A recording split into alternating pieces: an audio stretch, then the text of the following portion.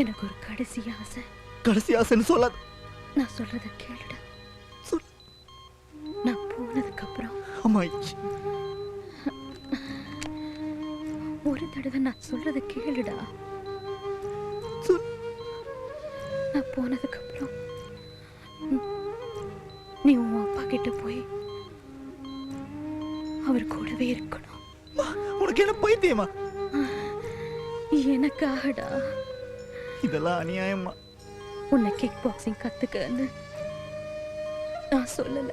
நீயா கத்துக்கிட்டு இந்த அளவுக்கு வந்திருக்கேன்னா அதுக்கு காரணம் அது ஒரு ரத்தத்துல இருக்கு. உங்க அப்பா யார் தெரியுமா? 6 தடவை கிக் பாக்ஸிங் சாம்பியன் பட்டம் வாங்கினாருன்னு தினமும் உன் ரூம்ல போட்டோ வச்சு கும்பிடுறியே, அந்த கிரேட் மாஸ்டர் ஈஸ்வர் தான் உங்க அப்பா.